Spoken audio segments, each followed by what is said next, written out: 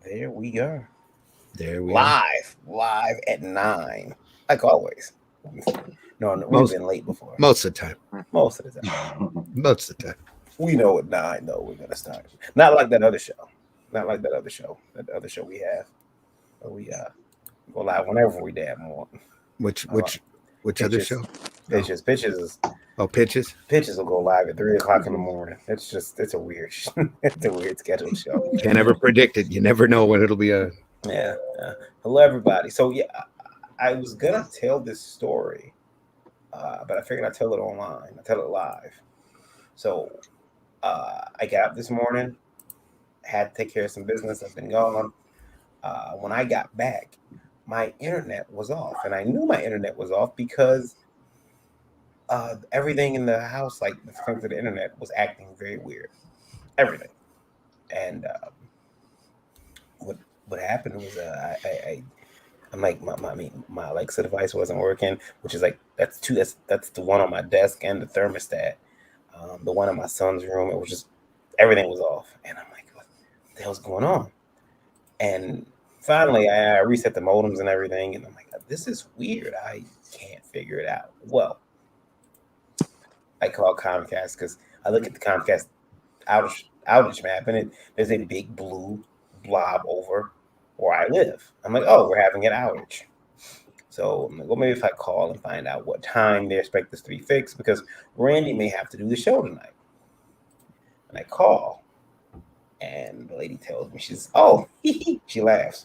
It's like that, your service isn't, there's no outage in your area.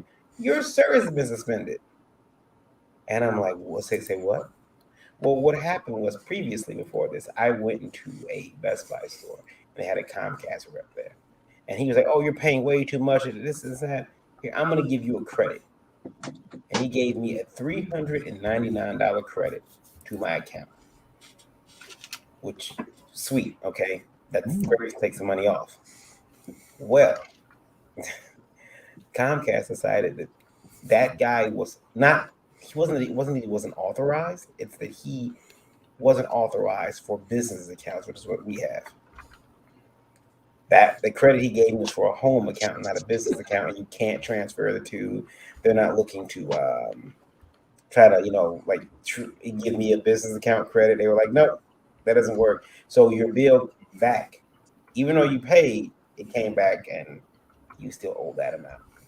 And I was like, oh, okay. So I paid it.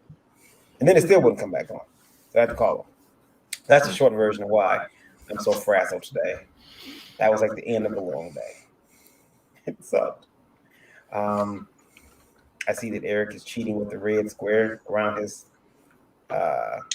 video game, bringing attention to him. That's why I put him down in the corner. Yeah. This is my corner, though, right? It is your corner. Yeah, you get the fist. I'm gonna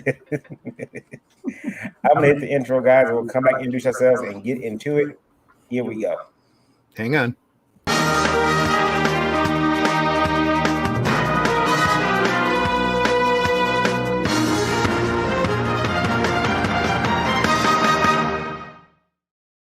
The following program contains violence, disturbing imagery, nudity, and, oh my God, why are you even watching this? Just run away. This shit is going to give you nightmares. For real. The program is rated TV MA NSFW OMFG GAF TTV BYGAS. Why are you still here? Seriously, don't watch this. We can't warn you strongly enough.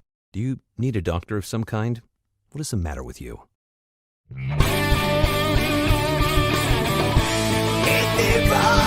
The difference is near. It's a revolt. The masses will hear. It devotes. Let the people hear. It's the revolt. The blood starts here.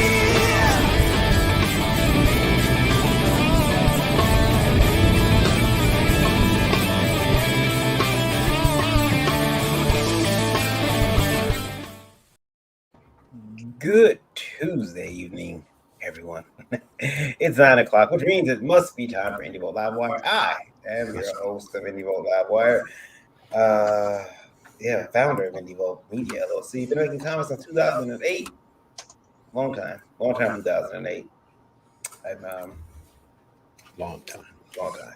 I don't know how I've been doing it all these years. I'm a father, a geek, a husband, everything. Reluctant taxpayer, retired actor. You all too that can good be an stuff. everythinger. Right, and everything. And this is Indie Vote Livewire. I'm actually pretty pumped tonight. I'll tell you why. But I'm joined as always by the beautiful Indie Princess. Hello, ma'am. How are you tonight? I am working on an Excel project for school, and it's driving me fucking crazy. It's getting ready to do my pirate voice. It's driving me nuts. Arr. I don't like this class anymore. I want to quit. But I only got 1 week left, so You can handle it 1 week. You can handle it. You'll be all right. No tiara tonight, man. You're low energy. Come on, pick it up, Indie Princess. I am low energy. I mean, I got my tiara right here, but my head hurts. The crown is a bit too tight, huh? Yeah. I'll be wearing my crown all weekend, guys. It should be a Grand Scout kind with it. She'll have her crowns. I will. Yeah. And my awesome shoes. We should have got you a princess dress. That would have been a little warm at the convention, I think. Yeah, she's been out here with the big. Is it called a bustle? Is that what it's called? I don't want that. No, I got my Hail Ho shirt. I got my Indie Volt shirt, and I got a Liberty shirt. I'm good for this weekend. What more do you need? Yeah. Exactly. And I got shoes to match each outfit. Well, there you go. Well, see, when she says shoes, she means heels, but that's okay. The rest of us say shoes, we mean new pair of gym shoes, some Nike, some Adidas, some Vans. No, I got about 6 to 8 inch heels for each outfit. It's horrible. Heels for every occasion. Mm-hmm. Mr. Zimmerman, how are you? I am tired but alive. Hey, everybody. I'm Randy Zimmerman. I'm a longtime alternative and independent comics producer, creator, publisher.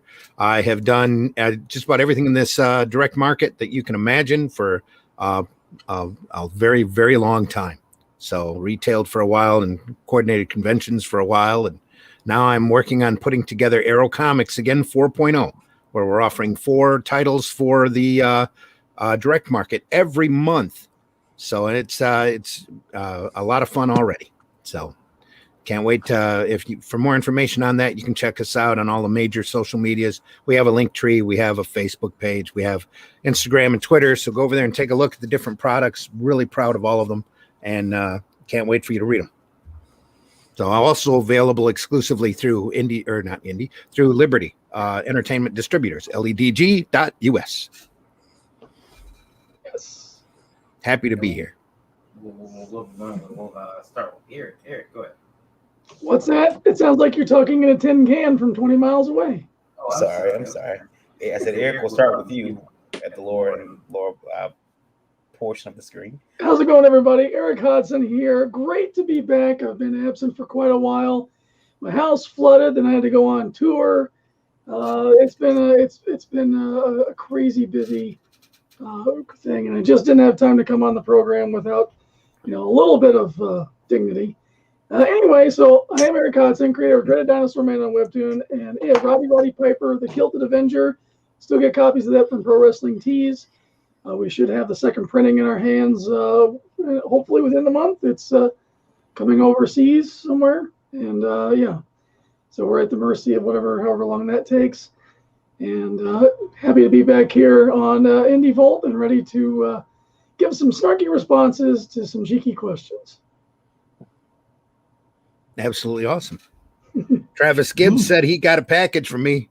Got a package from Randy Zimmerman that, and it legit cost the $10 shipping charged by Indiegogo. It changed my whole viewpoint on the Indiegogo $10 shipping trend. And that didn't count all of the bags and boards and the wonderful Gemini mailer. And I did send him a few extra things, though, so I knew it was going to be an expense. But Travis, I'm glad you got it. Hope you enjoy the books. Niobe says, "Hail, hail, Niobe! You can stop yelling at us now." I said, "Hail, hail, hail, hail, hail, hail." Jennifer, hello, Jennifer. Glad you're in the house. Glad you're listening. Brad, Arnie, thanks for listening. So we see the crown, but will we see the coonskin cap? You just did earlier, a few minutes ago. It might be back. We're not sure. He's feeling a bit bashful tonight, so he keeps ducking in and out. There it is. There it is. Yeah, my apologies. I'm working feverishly behind the scenes to make sure the show stays together. Dorfeast says hello. Hello, Dorfeast. Thanks for listening or watching us. We've got two really cool guests for you guys tonight. Introducing first Tanner. Wait, okay, that's it. Introduce yourself. Hey, my name is Tanner, owner of Noble Comics. This is, I would consider, my second year in the comic book industry. I'm pretty new to all this stuff. Publishing my first book, Cardinal, Colt, and Punishment on Indiegogo. We're going into our last week here. Pretty excited about it all. It's been a pretty awesome process learning the ropes of everything. I'm looking forward to doing more of it. Cool. Awesome. And the illustrious Peter Gilmore. Illustrious? You're illustrious now, Peter. Fine Comics. Introduce yourself, sir. Yeah, Peter Gilmore. I am the artist on a few books. Case of List Umbrella, Rocket Girl and the Mole Men of Mars, Super Dead, Walk the Wizard 1 and 2, and now Jack the Ripper, Vampire Hunter, which is currently in our 10th day, I think, of funding. Something like that. 10th, 11th. It blurs. It blurs when you don't sleep. Jennifer says hi, Tanner. Jennifer says hi, Peter. Hi, Jennifer. Hi, Jennifer. Hello. Still looking? Yeah, I'm loading up the questions because kicking Comcast. Well, not so much Comcast. This is when I don't have the internet, it's hard for my computer to go check certain things. So I was doing what I could with my phone, waiting for the internet to come back. But and it's funny, they always ask me too, "Hey, do you need all that speed you're paying for?" Yes, yes. Yes. yes, I do. Yeah. I'm paying for it. Well, that's an awful lot of speed. It sure is. Because I've had slow speeds before. I remember, do you guys remember very early on, we did a test live. Yeah. And I was barely getting like a megabyte or 2 meg. I was like getting 2 megabytes. I was just going to say, I'd get sweet right back on them and say, if only you gave me what I was paying for, maybe I wouldn't need so much. I need it. You'd be surprised how much your provider throttles you when you're not checking up on it with speed test and whatnot. Yeah. Oh, yeah. Yeah, I think I may start being a pain in their backside. Oh, yeah. Like, do it. Just threaten to leave. Yeah. It's like, you guys, I can go to, I could bob on over to a. I always get the, do you really need all this bandwidth question? I get that one. And then they look like through my usage and they're like, oh, yeah. What's all this? What do you do? Well, stream movies and stuff. Plus, these art files aren't small and they've got to get up. I couldn't sit there. Imagine sitting there all day just, no. Yeah. It's got to be now. I need it doing now. I used to have to do that. I know how that goes. Yeah. They're pretty. Like, I think for me, especially because we do we have to upload the radio, we have to upload Indie VOLT TV, stream, and then of course there's a 10-year-old running around the background who wants to stream movies or play his video games, and it's like, okay, I guess I better make sure that he has enough speed to, because here's the thing, if he's not entertained by that stuff, I have to entertain him. Yeah. You're not happening.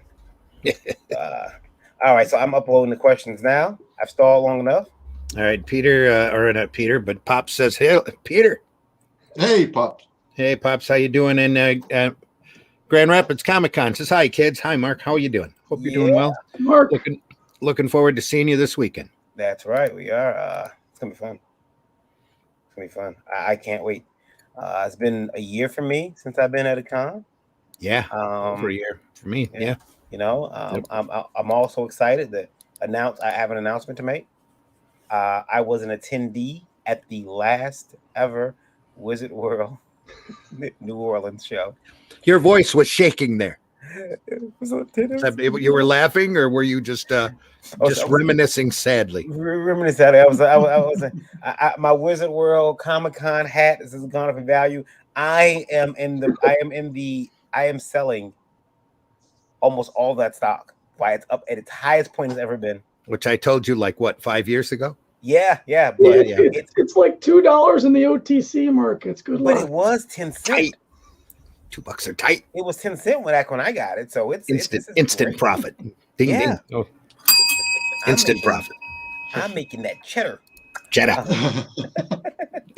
Well, alas, you gentlemen, I will not be with you at Grand Rapids Comic Con this weekend, but I will be there for the November show, and I am very much looking forward to it.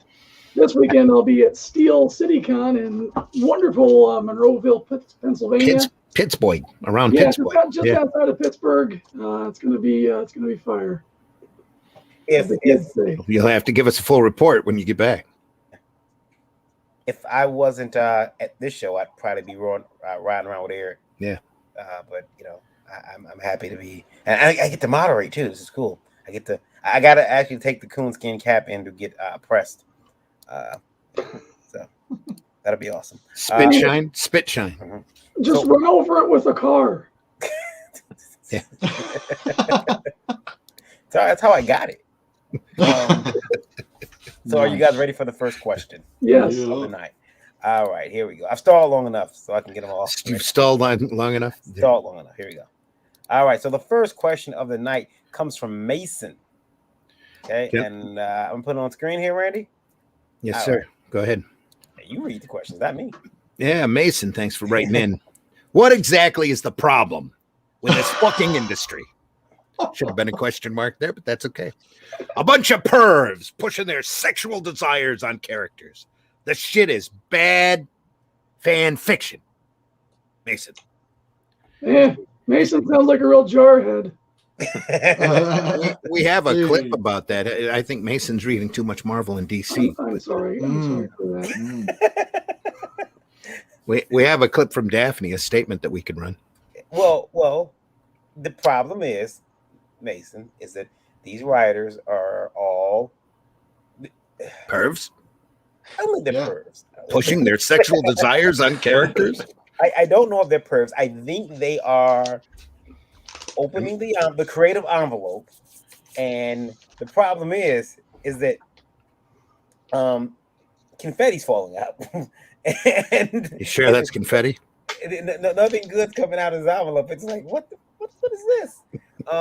You know, it's like it's getting really bad. It's getting really bad. I'm in my earlier youth, because I'm still young.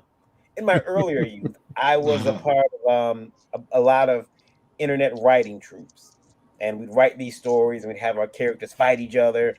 You know, we'd write, what our characters doing after the fight, before the fight. It's kind of like, and it helped me as a writer get better, and also helped me keep a deadline. I don't know what happened to that, but the interesting thing was, we can push that envelope. We could go further, and I'm happy to see that. But man, there are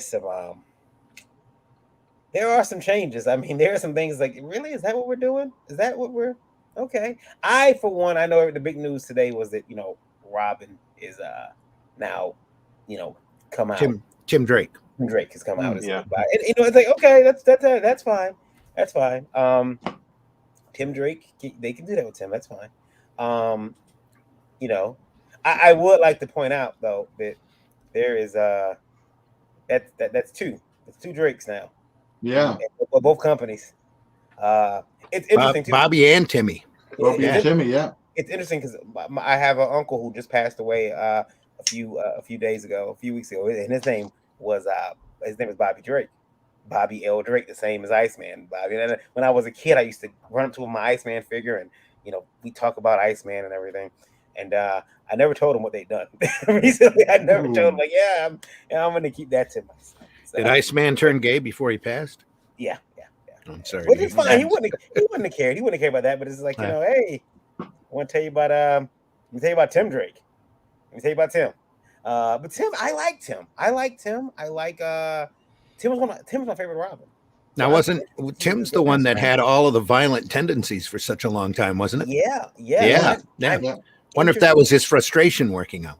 I don't know. I'm interested to see where this goes. I'm interested to see what they do with it. I'm actually interested. I know people will say you're done. No, I want to see where this goes. I'm actually intrigued because I want to see where it goes. But I mean, as far as sexual desires on characters, I will admit that I do have a Supergirl problem, and I've written several stories with Supergirl analogs. Where horrible fates have met them. So yeah, but I don't release those to the public. That's different. Randy, did you want to push any of your sexual desires on your characters? Any of your nasty desires? Any of my nasty desires? Yeah. No. Lying. How about you, Eric? You don't have a nasty desire in your body, but have you ever beat up a character that you didn't like? No, because I don't self-insert. I don't take anything personally in the stories that I'm creating. Mm-hmm. And, I remember someone telling me that Joe Quesada hates Hawkeye, and he hates Hank Pym, and he will kill those characters off and not write, and he will find a way to write them out of every story or get them killed. And I'm like, no, that's not true. And then I started reading. I'm like, there's a pattern here. Video had something against Nightwing for a long time, from what I understand. Yeah. Wanted to ace him out. I know there was a list of characters that Mike Carlin, when he was running DC, absolutely hated. So I did a proposal that had a bunch of them in it. Was the proposal thrown back at you? No, it wasn't. But I was told by the editor that plopped it on his desk not to show up at the office for a couple of weeks because he'd remember my name. Did it up as a favor to that editor. So, how about you guys, Tanner, Peter? What do you think about that? Like, is this a problem, or do we got people pushing sexual desires on characters, or no? I think it's more that you've got a new batch of creators who have a sense of entitlement, like they deserve to write Batman and Spider-Man and all these awesome, well-respected characters.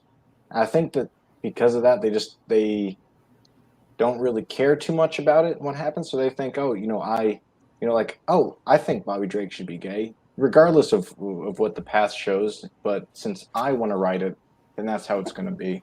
Mm-hmm. I kind of think that's the attitude that a lot of them have had, and I think that's kind of a big part of why we've seen a bunch of awesome characters kind of degraded, is because I think that we just got writers who think they deserve to write these characters but don't really care about them. Well, see, I think good point. Like, I don't so much care that they make a character gay. I don't. I would like to see some new characters be introduced, because there are certain things that don't sometimes follow. Like, so if it's like all of a sudden a Wolverine were to be made into a perfect example, Captain America. What do you mean he's a Nazi? Mm-hmm.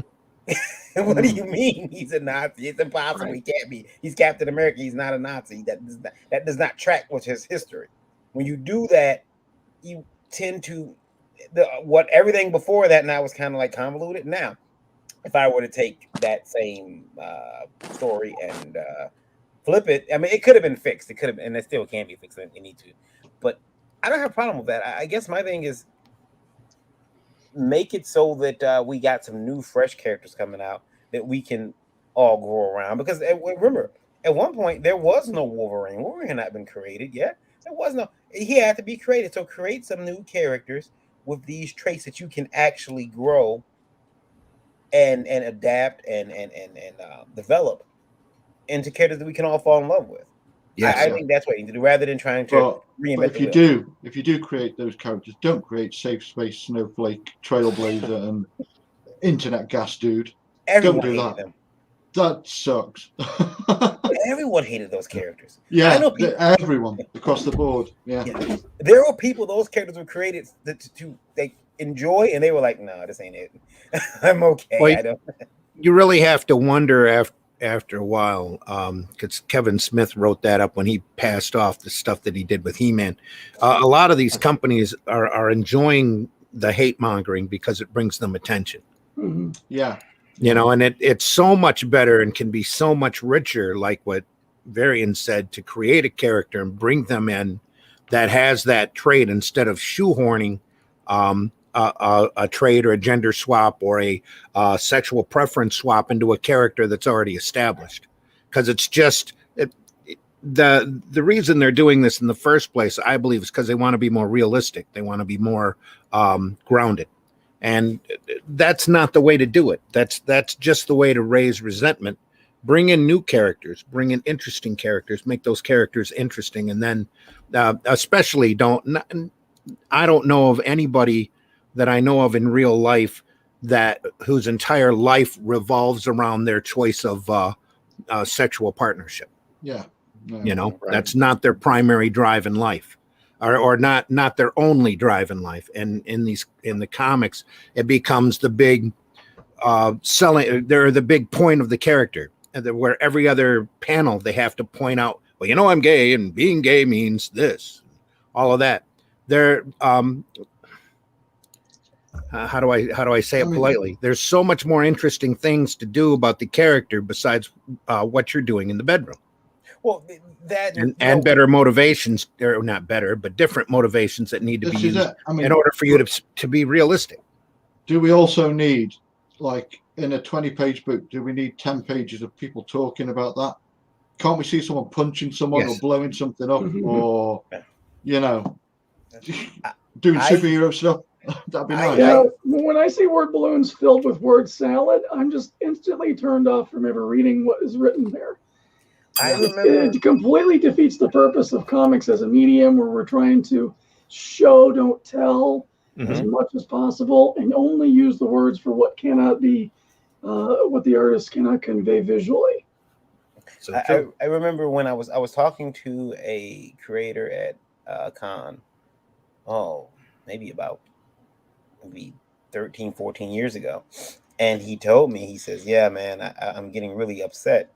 He's a writer. I'm getting upset because they're giving me a lot of black characters to write. And he's a black guy. And he said, and some of the white writers are calling me, and they're like, "Hey, would a black guy say this? Would a black guy say that?" And while he can appreciate it, he was like, "Look, I don't speak for the entire black, like I don't speak for all of us. I don't know what every black guy's gonna say.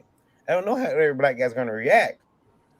The only thing that I can tell you universally that we have a hive mind on is when scary shit happens, we are not involved.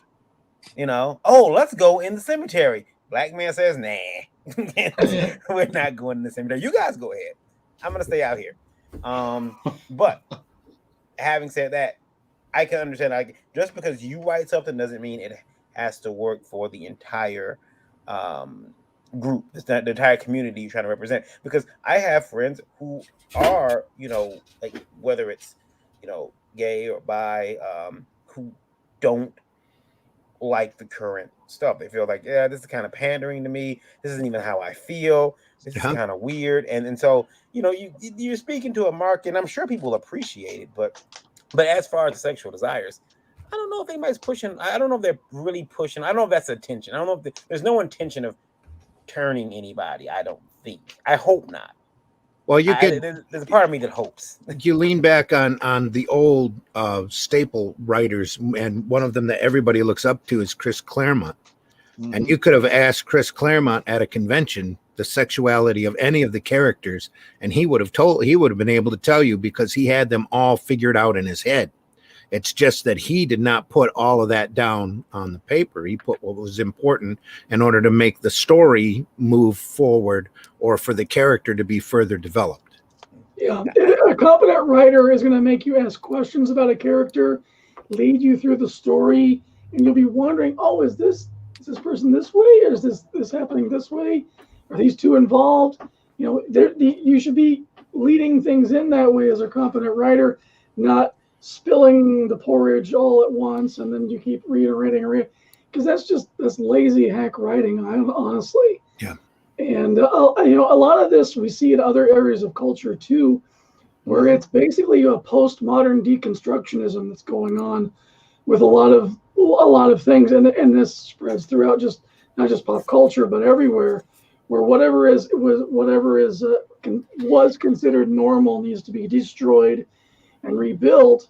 And this is classical Marxism, to try to destroy something and rebuild it in your own image of the rebuilders. And so that's why we're seeing a lot of self-inserts with certain writers. Is this part of their deconstructing what they see as threatening them because it was established a certain way, and they're going to rebuild it in their image so it's no longer threatening to them. I do. By the way, I want to put this out there. IDW, I got a TMNT story in me. You need to holler at me. You think today's news made headlines? I got a TMNT story. You just holler at your boy. Can you write a better R-pill, O'Neill? R-pill. Yeah, R-pill O'Neill. Yeah. I saw that. I saw that. That's hilarious. Leather Antos strikes again. Guys, our next question comes from. I can't critique anybody who has a misspelling on a cover though, because I've done it. It's just it's never funny and it's never intentional, but it does happen. Before you go on to another question, I just want to point out that pandering is just another form of stereotyping. It's a cheap, easy way for the writer to get the job done when they need to be competent and a writer.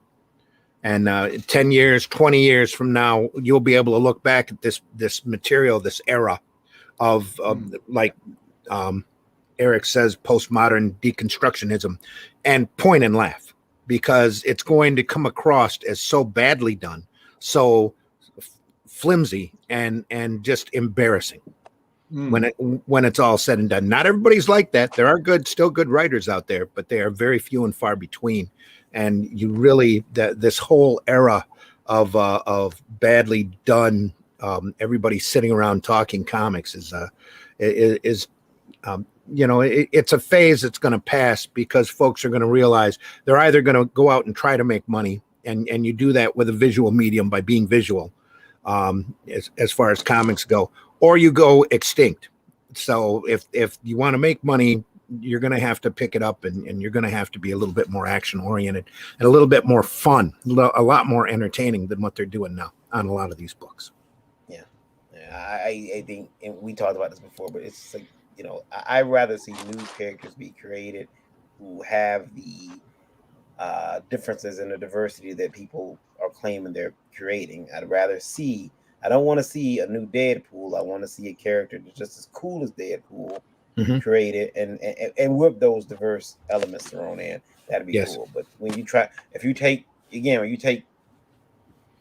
Wolverine out that costume and put someone else in, well, that's not Wolverine. That's not, it bothers me. Next question though is from where is the other? Okay, it's from Papa Cap. Papa Cap. Yep. Should I do it in Cap's voice? Papa's voice? Yeah, you can do it. I swear to God, you indie guys need to learn how to do an interview. Either you're obnoxious or super boring. I resent that. I resemble that remark. Is that your Pops Van Zandt voice? No, it's not. Pops, that sounds like you. But this isn't Pops. This is someone named Papa Cap, which Papa almost Cap. is Pops. I think that's copyright infringement. You might want to check this Papa Cap guy. I'll give you. I think he's got POPS trademark. Now, Papa Cap. Yeah. I swear to God. You either need to learn how to do an interview. Either you're obnoxious or super boring. You're obnoxious or super? Are we obnoxious? We can be. We can be very cool. I'm neither of those things. I'm a witty, charming, elegant, verbose gentleman.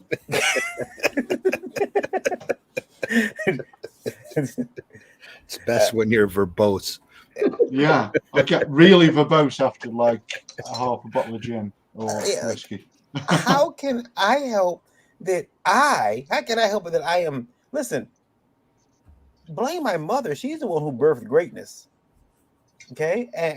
And the fact that I am burdened with this glorious purpose is it's not my fault. Bob says he's obnoxious and boring. Yeah. Double whammy. Yeah. There you go. Raging says, not my interviews. Insert Raging promo. LOL. Yeah, I get I think that I don't know. I mean, guys, it is hard to, I mean, because some of us we never had to do it. Some of the comic creators they were introverts. They're in their house, they work on their books, they're drawing at the tables, they're isolated. You know, when I'm in that comic book creating mode, my wife does not really see me. She's like, oh, he's here somewhere, but he's not here. I mean, you know, I'm here, but I'm not. I'm not sure if Papa is talking about the interviewer or the interviewee. I think he's talking about the people doing the interview. How do you do an interview? I mean, Papa, come on. If you actually asked a good question, we might be able to give you more. You know? And it's funny that, you know, Papa Cap's like Mason. You sit there and you go, what the hell are you listening to?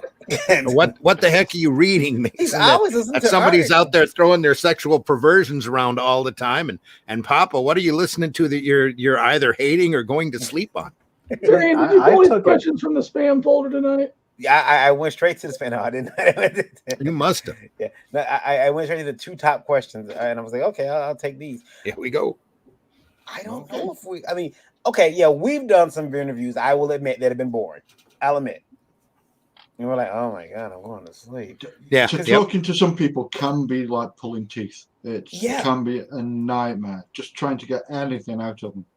I mean, because we have had some interviews come on like this. They come with the NPR voice like, hello, my name is Milton Bradley. And I drew my comic Popsicle Stick Man, and I use a number 2 pencil. I don't use a regular pencil. And you're like, oh my God, I'm going to sleep. We can't expect comic book creators to be like wrestlers and be good at every job in the entertainment business. Yeah. But, you know, as an interviewer, though, we've got to try to look for those. Like, when we first started out with this thing, we were really bad about the pregnant pauses, the dead air. But I think we've gotten really good about that. Like, somebody will jump in with something and, you know, and keep the show from going into snooze mode. But, you know, with like some people like we've had on the show previously, they're just, we're lucky they're on it all and on it all because they have such stage fright or they have no composure. And you see this at cons too. Like, I'll never forget a show I was at in Kokomo, Indiana. This poor guy across from me, you know, and I had my huge setup, so he wasn't making any money. But at the end of the day, he was like rocking back and forth, just saying, buy my stuff, buy my stuff, buy my stuff. I feel bad for the guy. You know, people were just, you know, people come and flock and look at my awesome wrestling and anime art and blah, blah, blah, blah. And he probably felt a little overshadowed, but again, you've got to have a personality. We need kayfabe in comics. Yeah.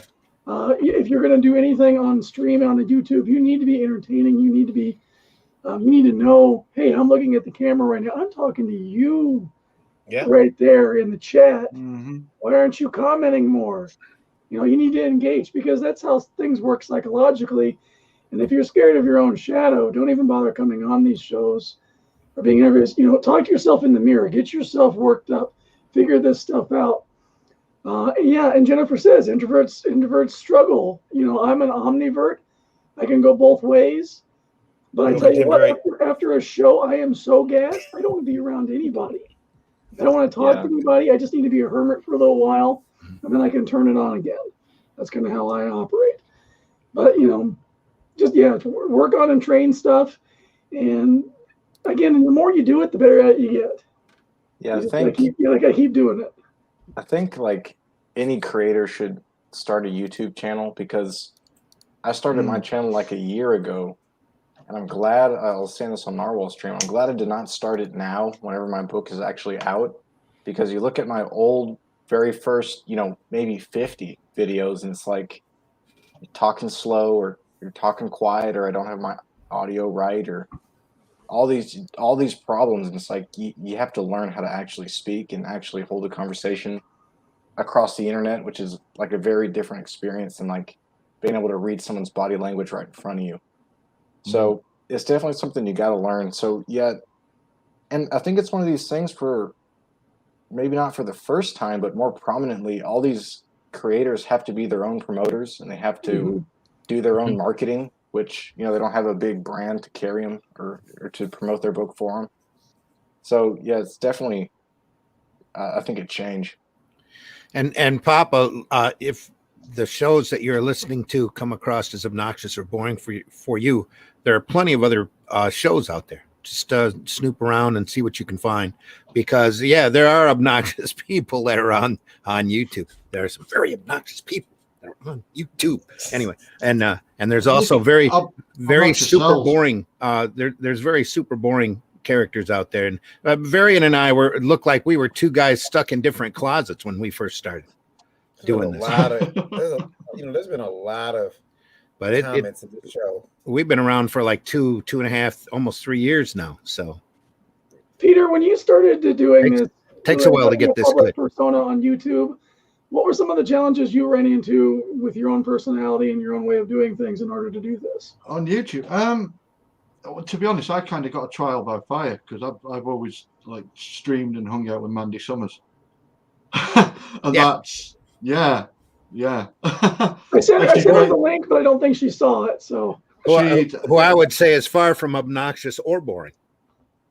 No, she at the moment we're promoting this book, and she's also fulfilling like Pirate Queen and like organizing everything else. Yeah, I just get to sit and draw stuff. She has to do all the hard work, all the stuff that I don't, which is fantastic. Get yourself a Mandy, everybody. It's brilliant. Every artist needs a Mandy. There we go. But not mine.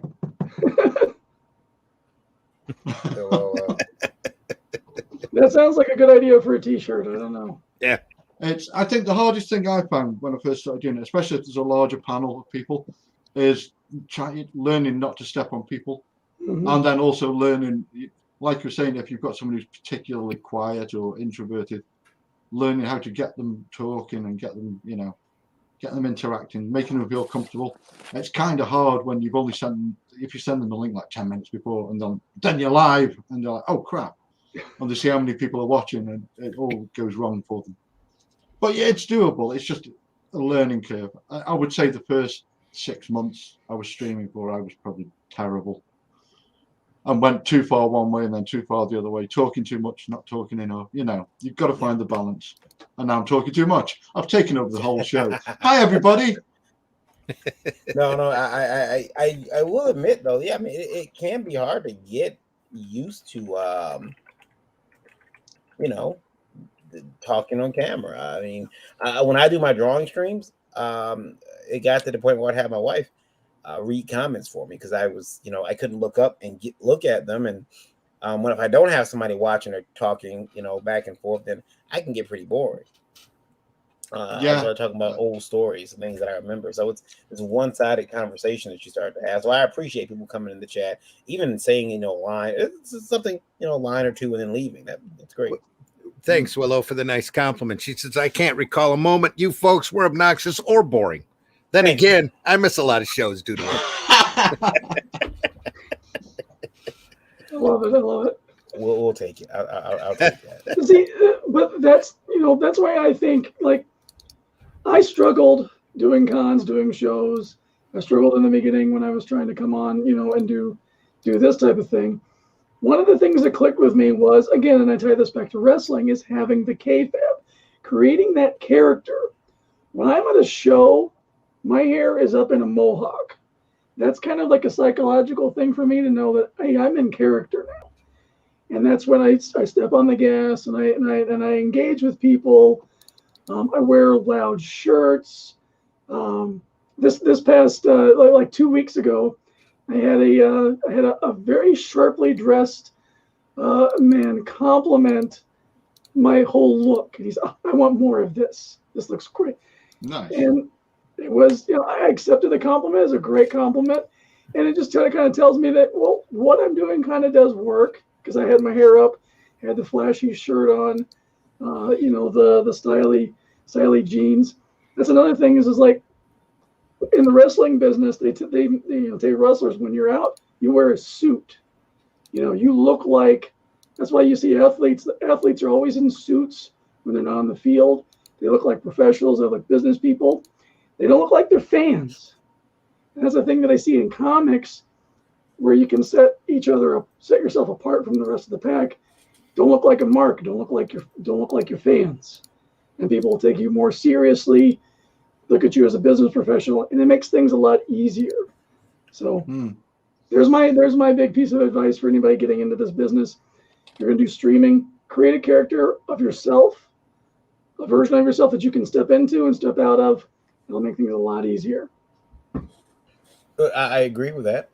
Because I mean, like, you always dress like a mark. Yeah. I'm totally a mark. I mean, I wear my own stuff. No, I will agree. Like, I don't know if you need to take on a separate persona as much as let your personality come through. Whichever one you're more comfortable with. You have to learn to be natural on camera, or else you just come across as very fake real quick. Well, there's a problem, especially in our industry. There's a lot of guys who jump on that persona train because they're failed wrestlers anyway. Yeah. And I'm saying that as a failed wrestler, by the way. Okay, TZW, they can tell you stories about me. Thunder Zone Wrestling, I was up there training for a long while. I trained with Zach Gowen. But that's more than some people got. I'm not gonna go into names. You can always do what I do and invest in hats. Yeah, see, look, there you go. I do the hat, man. I got that. It's a fantastic hat too. That's a nice fantastic hat. We go back Sherlock Holmes. That is awesome. There you go. I'm having some hat envy right now. I don't know. Yeah. But no, yeah, you're right. I mean, but be careful with the persona, because it can go too far, and you can upset somebody. And then, hey, listen, it was a good run. It was a good run not having to answer for your shit for a while at Comic Cons, but now Comic Cons are back. You might run into that guy that you pissed off. Yeah. So keep that in mind, folks. But at shows, though, there is a certain level of spectacle. Like Eric says, he gets the mohawk on and gets a crazy shirt on. Folks are attracted to that because they pay to get in to see a show. Yeah. So you might as well, I've got a few cartoon shirts or loud Hawaiian shirts you will wear at shows that I wouldn't wear in front of here in my basement, This is one of the reasons why cosplayers, complete nobodies who can dress up as a character have become so popular at shows, as they are part of the spectacle. Exactly. Yep. It just wouldn't be the same if you were streaming it, though. No. So we have a new sponsor, by the way. And I'm both disheartened and ashamed. Is that what the one you were telling me about earlier, and you're using the word disheartened?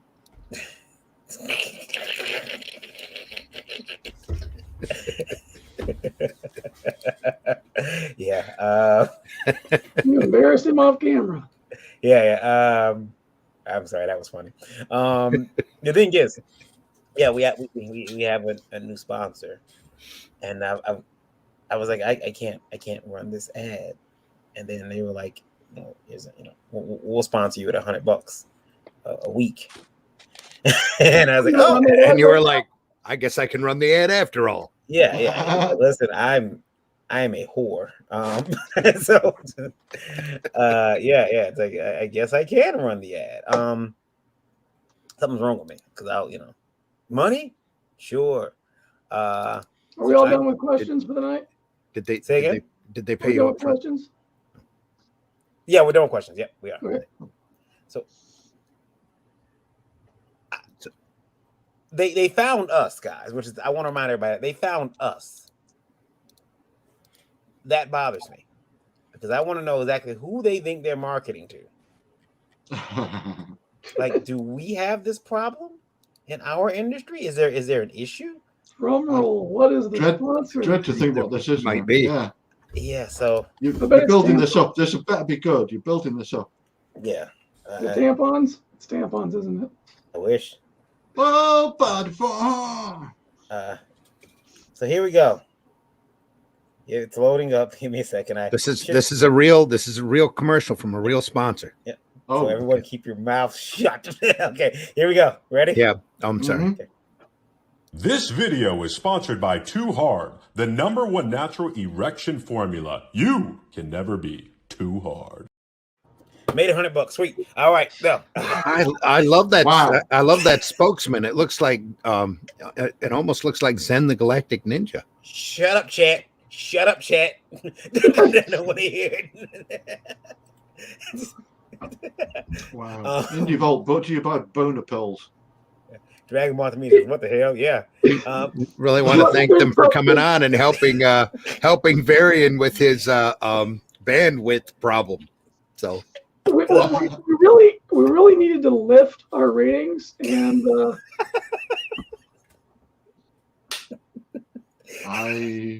I'm sure there's people in the chat who really have a hard time not participating. Oh, good God. Yeah, you know, sometimes you It's just gotta. not like we could get Erector Set as a sponsor, so Yeah, they gotta understand the competition out here is stiff. Lord. this show is getting really flaccid. Oh my goodness. Nita wants to know if they can use that on Geekgasm. Yeah, go ahead. They're paying me. They're paying me for every time I run it. So We deeply appreciate all of our sponsors here. yeah, thank you guys. Yeah, Just like our YouTube subscribers, we're past 1,000 subscribers. We're waiting for official word on monetization so that we can take on super chats. So, Nice. Eric, that joke was a downright boner. Yeah. oh, Let's look at the campaigns that we have today, since we've already Who'd like to follow the boner? Look, if you get our book, you don't need any Boner Pills, guys. We got the hot naked vampire chip. you know what? The links aren't in the private chat. Where are they? Oh no. Uh-oh. Yeah, if you guys got campaigns or anything you want to link to, throw it in the private chat. I'll pull them up. yes, please do, guys. Or you can share your screens too. Yeah, I can share the screen if you want, or okie dokie.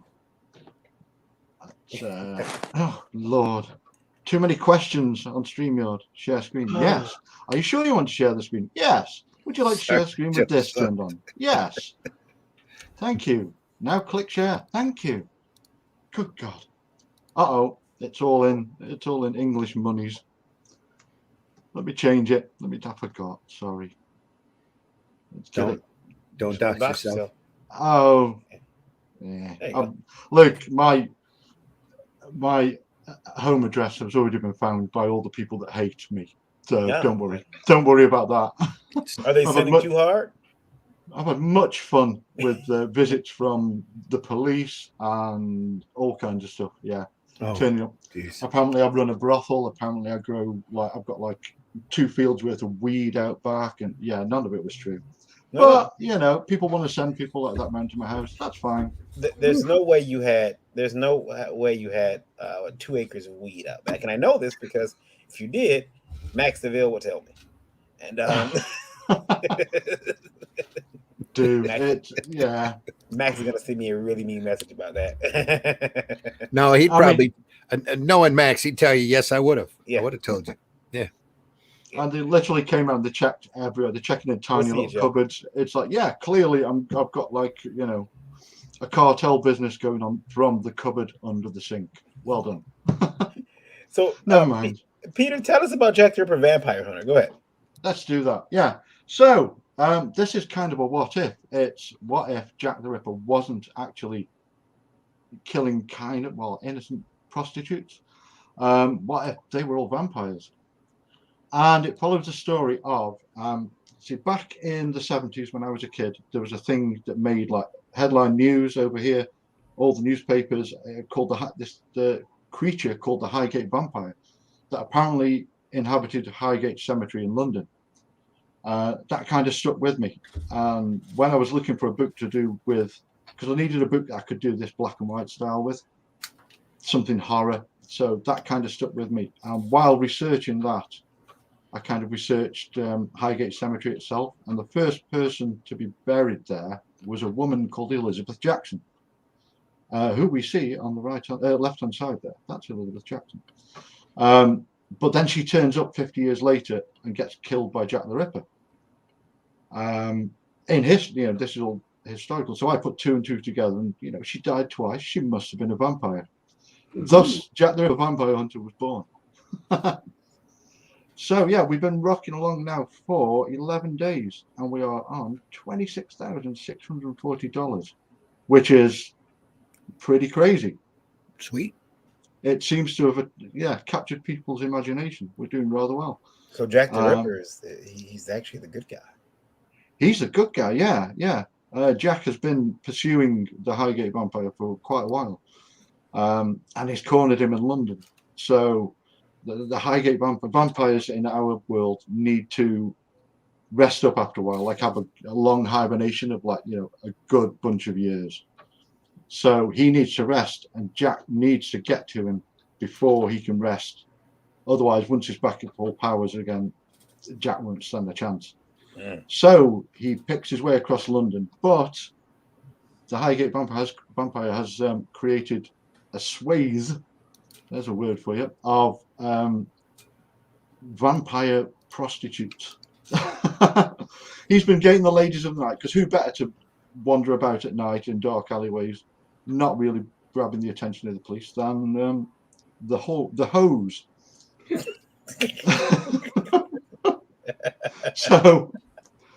So that's it. Jack's got to fight his way through all these women one at a time. Each one is one of the Ripper victims, Jack the Ripper victims.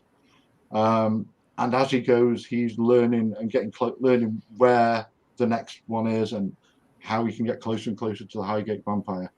And obviously, we're going to have a big showdown at the end. But I'm not going to say any more about the showdown. Could you do me a favor? Is the book finished? No. This is like, some of these pages like 5 days a page. I need you to do me a favor. Page.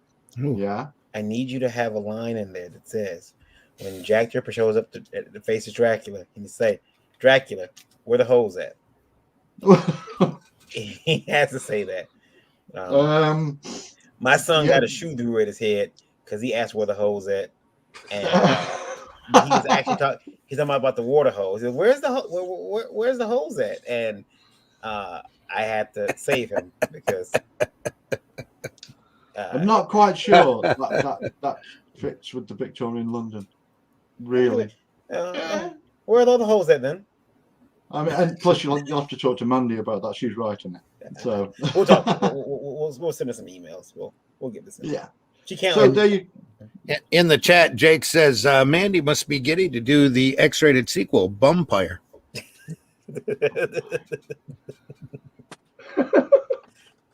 Every time. Every time someone comes up with something like that. Yeah. So yeah, we did actually have 3 covers, but the third cover was a 72-hour only thing, and we sold a lot of those, heck of a lot of those, and didn't really want to take it down because it was still selling. But so you've got the main cover there, which is completely and utterly a tribute to the Bernie Wrightson's Frankenstein Alive, because that book is just the greatest horror comic ever. There's no plans of putting werewolves in this book, is it? Maybe in a future book, not in this one though. No. Werewolves are horrible.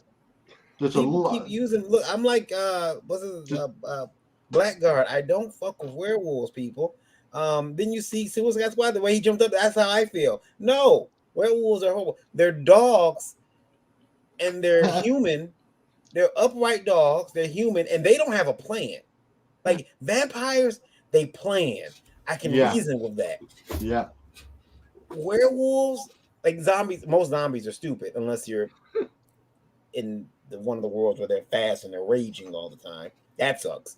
But no, I did consider doing a werewolf, but round about the time when I was thinking about it, like 1 million crowdfunded werewolf books came out, And it's like, okay, no, we'll move away from that. And now, of course, because we're doing vampires, there's like 4 other vampire books coming out. So, of course, everyone had the same idea. Never mind, mine's the prettiest. Yeah, this is the cover that we did have. This is the cover that we did have, That's but went sweet. away. Yeah. That one went away. Come on, focus. I like that. Yeah. It's the trouble with Indiegogo is the images, they're so low res. It just does not let you put any like high res stuff up there at all. Damn it, Indiegogo. Oh, and I just made the window go small on my screen. Right. Now you're shipping this in November 2021. Shipping this a couple months. Yeah, I got work to do. I got a lot. Oh, You can see. Look at the detail on that art. That's Can amazing. you see that city up close? Is that possible? Right. Let me just briefly stop sharing this, and I will take you. I've got all the photos lined up, all the images lined up, ready for you. I'm not going to look at that city because I just got through drawing a city and I'm happy with it. So excuse me while I turn away. Right. If I see that city, allow me to share. going back to price. Allow me to share this one, and of course I didn't share the audio. But right. Let's get down to. We want the censored versions because I don't want you getting kicked off the internet. Yes, please. Is that it? Okay, I can bring that up. Right, hang on. Let's have a zoom. Oh, yeah, that was Oh, beautiful. Look at that. Whoa, too big. Good God. Stop doing that. God, I hate Windows. Windows can be a pain. Window pane, get it? Window pane. Come on, I know you can do it just wide enough for the screen. There we go. There we go. That's nice. I think that's okay. Yeah. Beautiful work. Beautiful That work. is beautiful. This was a pain, a real pain to draw because there's only like 4 photographs that exist from back then that were kind of vaguely the right angle, and I'm trying to keep everything as accurate as possible. Mm. I mean, London looks so different now because all these buildings, all these like this cool towers and stuff that are dotted around, all got flattened in World War II by the bombing. So none of that stuff exists anymore. So I kind of had to take existing photos and mentally adjust the angle and figure out what the building would look like from that angle. Yeah. You know, I did that for my comic. I drew Detroit, and right. There's the angle I used does not exist. You could not see the city from that angle. And I've moved a couple buildings, maybe a couple feet this way and a couple feet that way, left or right. Just to make them a bit more interesting. And but I try to keep it reasonable, try to keep it, based in, hey, this is, like if you look at it, you recognize that's Detroit, but something is a little off. And it's because I made some buildings taller because we have a really, compared to other cities, Detroit has a very small downtown. I mean, London even back then was huge, not as tall, none of the skyscrapers. It had the towers and stuff, but I mean, most of our story doesn't take place in these in the nice areas. Now, is that what we're seeing there? Is that a that's not a mid? I want to say medieval. That's not a Victorian pimp, is it? Well, like, this dude's on the coach. No, because I can almost hear him right up, like, you there then? What's going on with my coins? No, he's shouting something like "Be gone, harlot!" Yeah, out of the way, you. Some of I kind of had to research a bunch of the language they used back then. Some amazing words they used to describe prostitutes. I'm not going to repeat them here. But Google Victorian prostitute names. Yeah. So I mean, this is Elizabeth Jackson. This is our and this part of the book is the prologue. So this is like 50 years before the main story kicks in, before she gets vamped. So she's having a bad night. She's not got many customers that night, so she's heading home. She gets splashed, knocked into the gutter. She's not happy. Poor girl. Yeah, and shit is about to go south for her even more. So this book is in black and white too, complete book. It is, yeah. Whole book is. We were going to do like splashes of red for blood and stuff, but I kind of changed my mind. It was too easy. It made it too easy, and it was too lazy to just like, all right, the blood's there, just splat some red on it. I'd rather draw it properly. And this is oh, sorry, Peter. This is a 48-page graphic novel. This is a 48-page. Yeah, the first one, 48 pages. It's just long enough to tell the story we want to, and to get people, hopefully, get people hooked into the whole idea behind it. See, look, censored. There you go. Aren't I nice? Censoring the naughty bits. Yeah, like I say, this is kind of the book I've always wanted to do. I've always wanted to do something like this because I'm a huge Bernie Wrightson fan. Not that I'm saying I'm anywhere near, the talent that man had, but it's my attempt. It's my rough attempt. Yeah, no, I think it looks good. It's fantastic work. Yeah. And so we've got like the 8 pages of the prologue are all up on the Indiegogo, so people can check it out. They can see the kind of artwork they're going to be getting. And even like the stretch goals and stuff we've got, we're doing trading cards that are they look like playing cards, and even those they'd like a long time to draw, which is crazy because they shrunk down so much on a trading card that no one's ever going to see half the detail that's there. I know it's there though. Plus, we put the original art up on the Indiegogo to sell, which so far everything I put up gets snapped up straight away, which is nice. Yeah, very nice indeed. So yeah, a lot of research has gone into it. This scene over here on the right and the top. This is something they used to do back in the day. This is called a coroner's jury, where they grab random people off the street and take them actually into the the morgue and show the body, and they'll be like, and just random people who've got no medical experience would say, "Oh, that looks like a murder," and so they'll be like, "Yeah, there you go, murder done." I say, looks like someone's been murdered. Yeah. Goodness gracious. What about those marks on the neck? Bloody rats, of course. Not vampires, because vampires aren't real. And this is the entrance of Highgate Cemetery as it looked back then. That was insane to draw. You can't really tell on a live stream, but if you go to my Twitter or wherever, you can see the high res images from all this. Check it all out. Even doing stuff like researching this guy, the priest. That's the actual bishop of that area of London at the time. Jake says Peter has leveled up since Super Dead. So I'm told. Yeah, I don't know. I think that's more just putting everything I've learned all together into. That is a great shot with her coming out of the grave. Yeah. The hand, the lighting on the hand, and the contortion. Yeah, that's. Yeah, I mean, again, if you go really close up, there's like all the drips of water on the rocks and stuff. And I asked Peter, how did you get a picture of my ex-girlfriend? I don't understand how you do that. The internet, of course. Yeah. That's where everything comes from. It looks just like her. Yeah. So those are the 8 pages that we've got up on the.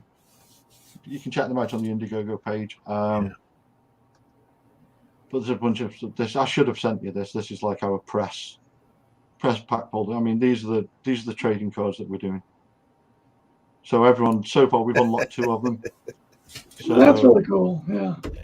So everyone that's nice. Dragon says Petered up since Super Peter.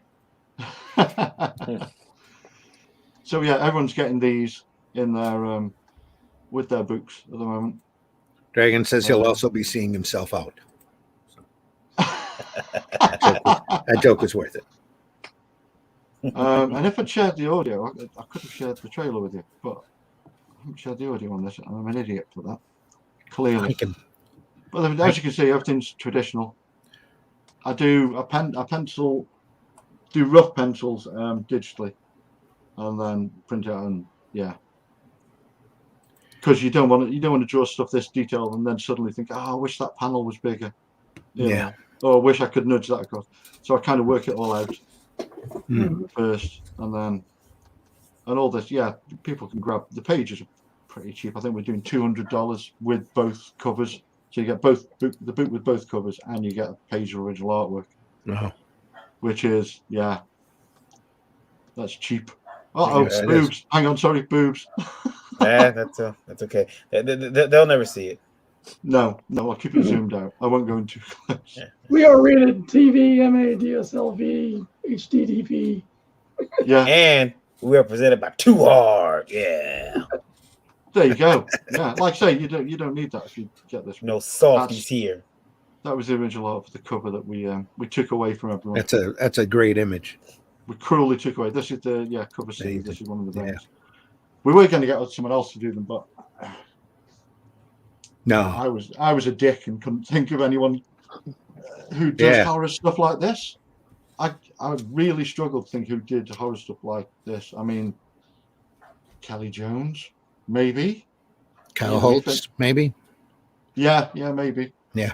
Okay, I'll rephrase that. Someone who does horror at this style that isn't going to charge me insane amounts of money. There you go. Yeah. It's like, I know how long this. I mean, I'm sure everyone else knows how long this kind of stuff takes to draw this crazy detailed stuff. So yeah, I wouldn't want to be paying like $4,000 just for a cover from someone. Yeah, that's it. And that's, Sweet. That's the main cover. So that's that. Let me start that. Do you want me to share it and watch the trailer, or Sure. okie dokie? Do you want me to pull it? Bugs for audio. Do you want me to pull it up? I got it right here. Yeah, do it, man. If you want me to do it. Yeah, it's probably quicker than me going back through all this and sharing the audio and starting again. Yeah, so that's what we're working with at the moment. We're gonna run the trailer for Jack the Ripper Vampire Hunter. Here we go.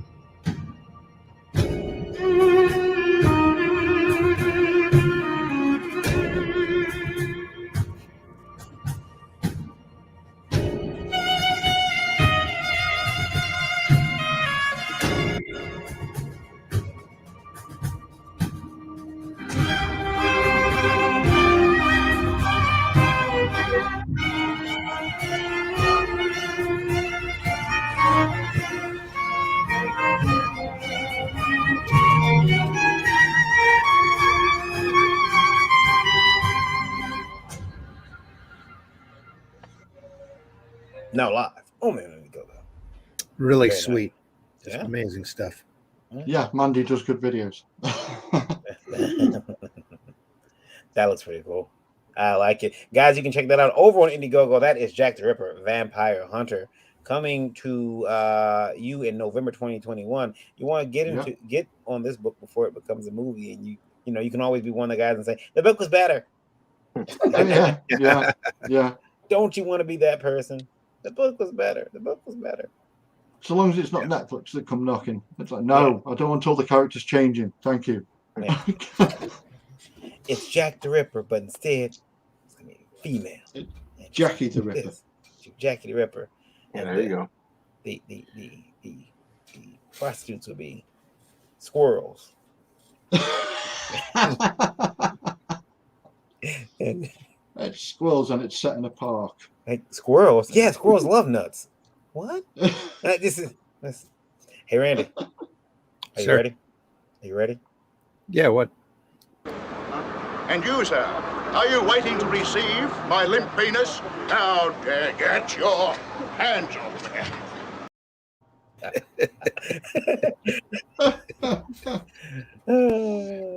I found that. Remember that clip? We all watched it together and laughed. It was very funny. I found it. Yes. I've downloaded and I've chopped it up now. Are you ready? Listen, when you tell someone that in that accent, it sounds pretty cool. Kind of like Peter. Are you ready? I think that was Australian. Yeah. Well, after a while, you guys all sound alike. Yeah. So did you guys. Oh. So did you guys. Oh, not nice. Australians being accentist. Yeah. I'm an ist. You're an ist. Tanner, what have you brought us? I have brought you Cardinal, Cult, and Punishment. And I can send you that link there if you want to. Yep, I'm gonna bring it up right now. Awesome. It's only got 8 days left. I know, we're moving into the last week. 8 days left. Now, I gotta tell you, I love the character design, because I got a character that's got a white outfit and got a cross on it too. So I thought he was cool. You know, I think they look really cool. I totally like ripped mine off from like a lot of Templars and Assassin's Creed. I was thinking, yeah, like Assassin's Creed or like Jedi robes. I liked a lot. Yeah. I didn't want to be too original. Like, that would mean I have to. He used to actually just wear a lot of black, and then I was like, well, that is kind of boring, and you know, because it was also a product of when I created him, because you know I created that character back in the early 2000s, so everyone was wearing black, you know, black trench coats, black t-shirts, black leather pants. You know, everyone wanted to be Neo, right? And so you know, I had that, and I was like, after a while, after you say, you know, you become a better creator, you're like, yeah, this sucks. I'm not gonna do that. I'm gonna make him look. Let me give him some personality, and so I worked on the costume. So I love that. Tell us a bit about it. Yeah, so Cardinal, Cult, and Punishment is my first project. It's an 84-page graphic novel. It has an 8-page short at the end of it, drawn by Narwhal as well. The story revolves around, you have Cardinal, who was a superhero during the 80s, and he retired at the end of the 80s. He kind of gave up, I guess you would say, the superhero profession. And the city he was protecting sort of drifted into ruin, and it basically got taken over by his main nemesis, who's this big crime lord. And now, modern day, this cult, they call themselves the Disciples of the Cross, have sprung up around the city, and they've started murdering everyone who they deem to be unworthy of life, basically, which happens to be a lot of these gang members. And that's resulted in a big ground war between this crime lord and the cult, and there's a lot of casualties being caught in the crossfire. And it gets so bad that some of these people come to Cardinal and they say, you know, you need to do something about it. I know it's been a long time, but you need to come back and put a stop to this. So he is donning the cape once more to try and save his city.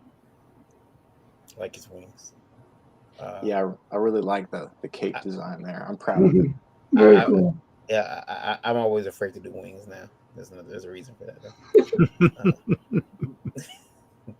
And then I got a few promo pages, and then a little bit lower I have the first 10 sequential pages for anyone who wants to check them out. And then that image above right there was actually the front of the trading card that comes with the the book kit tier. Nice. And then on the back you'll have, you know, some character stats and everything like that. That looks cool. I like the little glare off of there. That's it's the Cardinal. Oh shit, run. Oh, violence. We warned you about this though. This guy's getting knifed. Yeah, it's I'd say pretty graphic. There's quite a bit of violence, and there's some gore in there, you know, like fingers getting cut off and stuff like that. I don't think it's overly like grotesque violence, but nothing wrong with that either. It was a lot of fun to make, you know, especially a first book, really learning the ropes, how to do all this stuff, and, you know, how to letter is one thing. I think it's going to be a really fun project. It's going to be a series of at least 8 books. I'm going to have some kind of supplemental stuff going on with it as well if it gets popular enough. But it's really a story about, I guess you'd say, a hero who's trying to find his place. I know a lot of these stories where you have the guy who comes out of retirement, it's usually because he was the best of the best and they need him to come back and solve some world-ending problem. But in this case, Cardinal was not really the best, and he hasn't really learned from his past days. And we see that when he comes back, he kind of still thinks he's 30 years old back in the 80s, taking on 10 guys at once, and that kind of doesn't work out for him very well.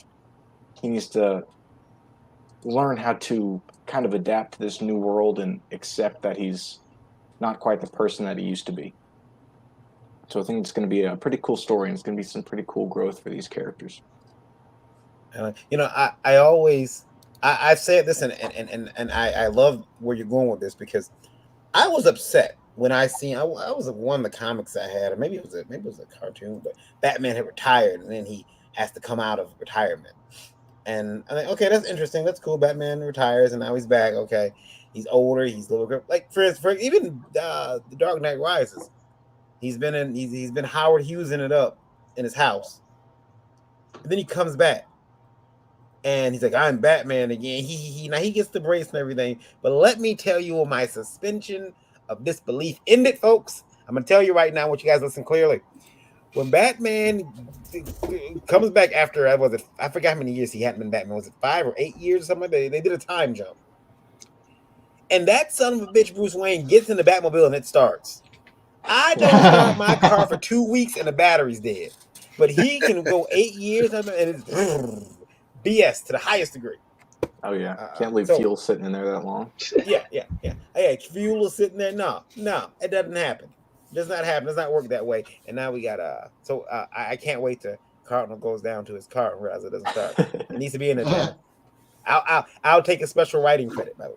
A special. Hey, yeah. I'll be sure to give you props. Nah, right. Tries to start the car and it doesn't start. And he just mutters under his breath. Fucking Batman, motherfucking Batman. This looks good. Now, you are stretch goals 3,500.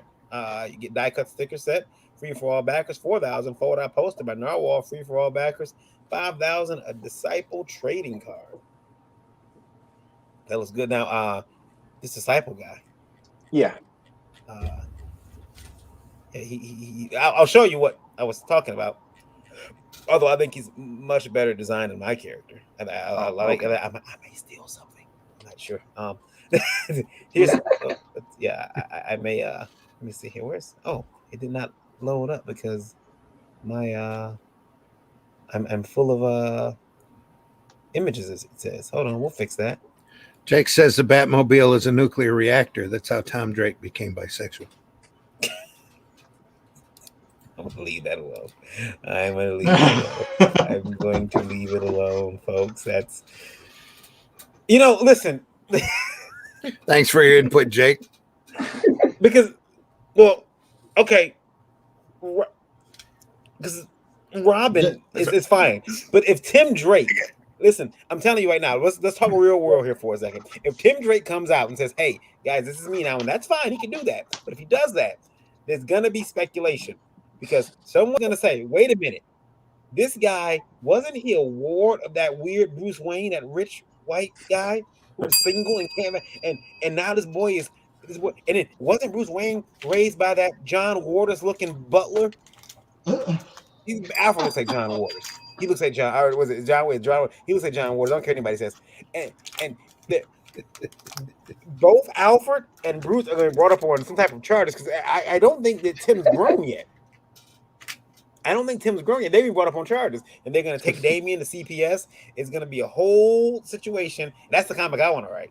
I'm going to write that one. I'm going to write. It's going to be the consequences arc. It's going to be great. Let me see here. I'm going to show you my character though that I created. Dragon also says Varian the Hunter, a reality werewolf hunter. I would do that. I do that. But see, again, I'm black, and you guys see. I would never hunts reality more. However, since werewolves avoid him.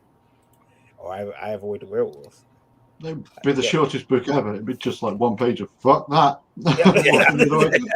Not me. No. Werewolves? I thought you said warehouse. I gotta go. I can't. Warehouse hunter. So there's my character, Tanner Raquel, from my book, The Begotten. She's got the kind of the big red cross and the hood, the guns, and has a sword as well. Because I just throw everything at the wall. Like, let's see what sticks. He's lucky he didn't have claws like Wolverine. But yeah, so I like the big red cross. I love it. That might need to be a poster. That might need to be a poster. Yeah, that is going to be a poster. If you get the book set there, it'll come with the trading card and it'll come with a poster for that cover image. So definitely want to check that out. Colt and Punishment. Nice. Now, $35 for the Cardinal book set. This ships January 2022.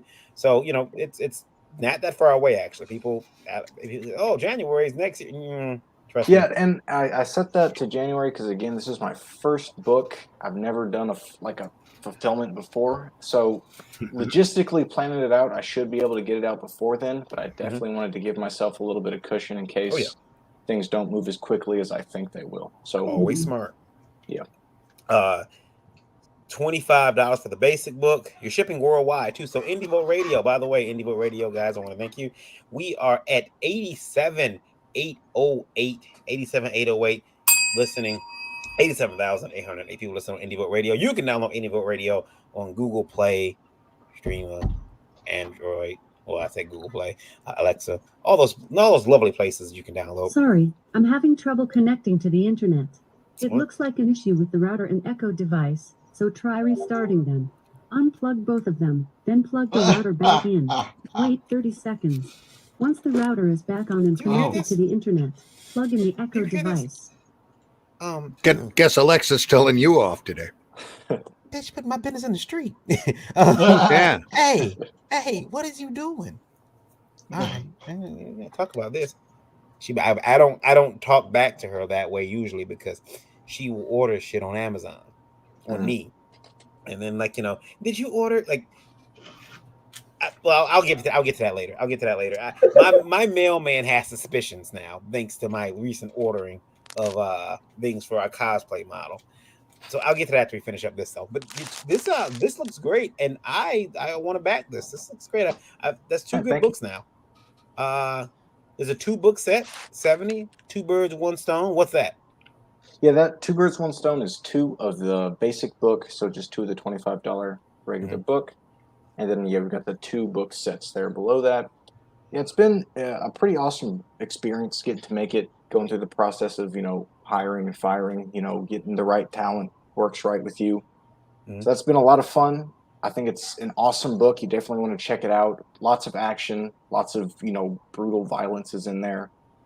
I try to keep the dialogue pretty sparse, kind of like we were saying. I don't like a ton of expositional stuff. I try to keep it mostly fast-paced, moving action. And if anything, that beautiful cover, you got to get a hold of that. And that narwhal short story at the end. 84 pages. It's got that noir style, black, white, red coloring. Yeah, you definitely don't want to miss out on it. You mentioned who's the artist on this cover again? This is Rob Willis. Oh, okay. And then you mentioned you had to do some hiring and firing. I love the firing part. I love it. Nothing warms my let's say cockles, but we've had too many jokes on this show already today. Nothing warms my heart more than calling somebody and making them unemployed. Hey, guess what? You can apply for those checks now. You're making it, firing you. I heard you don't like. I'll go for that later too. This looks good. Cardinal, Colt and Punishment over on Indiegogo, folks. Go check it out. You've got 8 days left. 8 days to count down. Yeah. Count down. Go over there right now. Cardinal, book 1, Colt and Punishment graphic novel, 84 pages. It's gonna be a good one. Yes, sir. Thank you. Now I want to ask you guys. I've asked everybody this. Guys, you're gonna be shipping those books out. How are you shipping them out? You do intend to use Gemini mailers? I mean, Peter gets away with this because Mandy's shipping, but oh yeah, we always do. It's always Gemini and bubble wrap. That's inside right. the Gemini. Sounds good to me. Gemini mailers actually gave us a code to give away to people. Oops, I'm sorry. Oh, yeah. I hit it at the same time you did. Yeah. For a 10% discount on your Gemini mailers, use the coupon code VOLT10. That's VOLT10, VOLT10. Say 10% off of your Gemini mailers, which always comes in handy. Randy used it. Someone else, a couple of different people used it. I did. I'm happy I used it. Yeah. Yeah, they thanked us for the money. They say, Indie Princess Lola, she'll be using it very soon here. Save some money, guys. Save some money, and your customers will thank you because I'm telling you, people actually start to write us, Randy, when they get a package of a Gemini mailer. Yeah. They're like, "Hey, this guy didn't send me a Gemini mailer. My book was bent. My book was bent. Needed too hard. It was." You can't actually get them outside of the US though. So Yeah. you know, if it was a creator or a book made elsewhere, you won't get a Gemini. Sorry. We got Niobe Comics. He orders them from eBay because that's the only way he can get them. Or I think it's cheaper for him to get them that way. He orders them from eBay, so he can't take advantage of the VOLT 10 code, but you know he does get them from eBay because Gemini mailers are. I mean, they're a great tool to use. I've never got a damaged book through a Gemini mailer. Ever. I see people use knockoffs, and sometimes those books come with some damage. Yeah. Best thing about the Gemini is you can fit 12 books in one of those. 12 books. Yes. In one Gemini. Fantastic. Yeah, and I understand now they're making some new products that'll house bigger books, longer books. Yeah. Indie Vote Radio question. I'm sorry, go ahead, Randy. I'm sorry. No, all I said was sweet. Go ahead. Indie Vote Radio question from Cassius. Cassius says, "Hello, Indie Vote. I am a long-time listener, first time writing in. I want to know how come you indie guys don't put out artist editions. I'm talking about full 11x17 hardcovers. I'd gladly pay $100 and $150 for one of those. Stay tuned. Stay tuned. Yeah. Way ahead of you. Yeah. Peter's like, "Oh, I'll do it. You want it? I'll do it. It's not a problem." Already planning that one. Just got to persuade Mandy that it's a great idea. It is a great idea. 11x17 artist edition. On Peter's book, I think it would be a phenomenal idea. Yeah, that would be amazing. That would. I took Randy to Second and Charles his first time. Ooh. And he walked in and he cursed me. He said, "Why the fuck did you bring me here?" But there was a book, a Ditko. Was it Ditko? Was it? Yes, it was. It was a Ditko book. Yeah. That the artwork had to have been reproduced at actual size. It was in color though. Yeah. When you opened up, but it was at least two up of the original size. It was bigger than what we would think an original art book would be today, or that the books that you see from IDW. It was much bigger. Yeah. And it was heavy. Yeah. Yeah. $119, was it? Yes, it was. Yep. Yeah, and had all of the early Doctor Strange stories in it.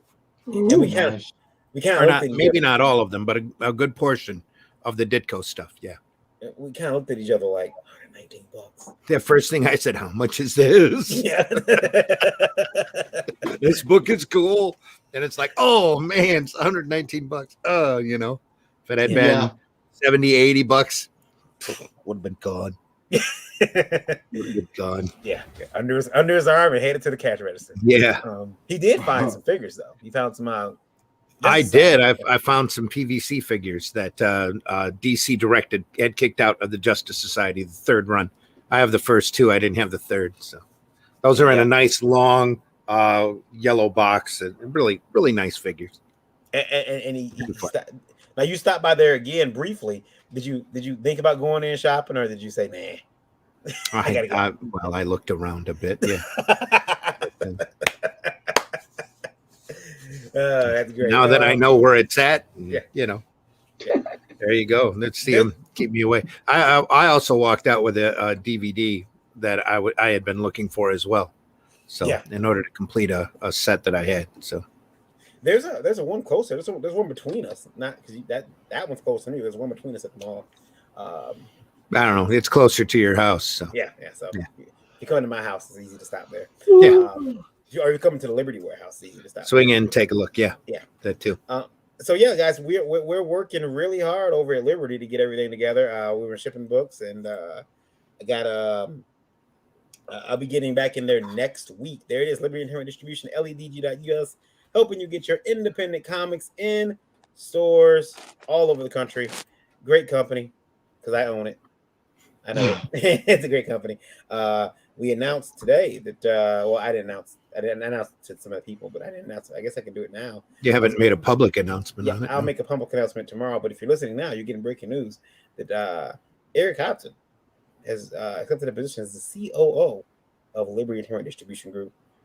So he'll be handling the operations area, and yeah, he's strapped on his whipping belt, and he's gonna be people in the shape around there. Get people get the wheels greased.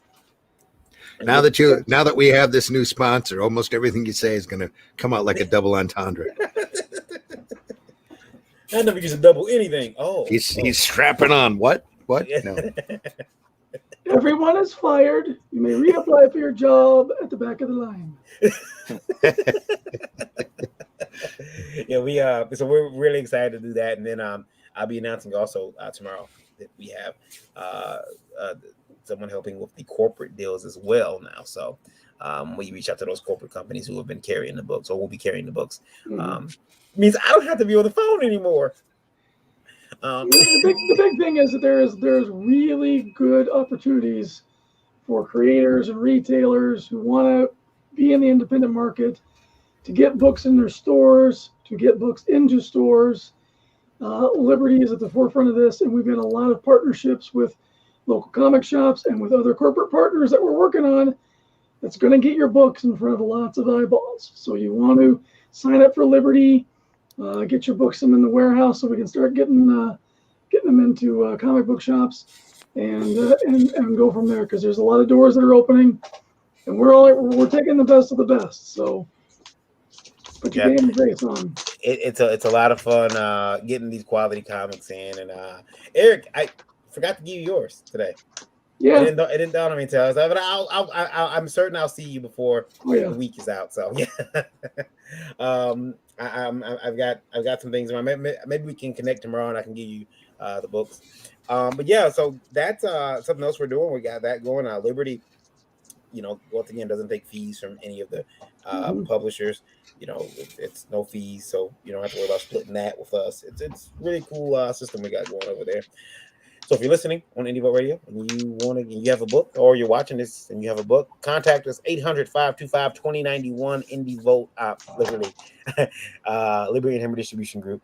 Tell them that I sent you. Tell me that I sent you, because I want also, Randy, another question from Indie Vote, and this is a very this is one that you might be answering. And Peter's got a black and white book too, and this one is from Harry's Harise Harrise.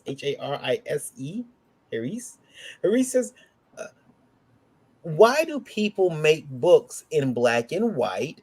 I feel that those books sometimes will look so much better in color. I sometimes also color them myself with pencils and markers just to make it look better. I don't believe that for a minute.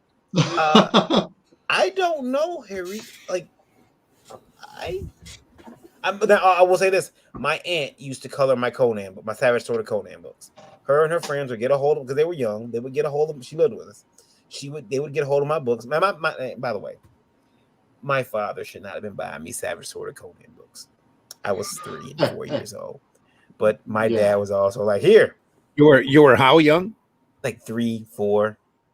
And he was buying Savage Sword of Conan. Yeah. There you go. Thanks, Dad. What is this?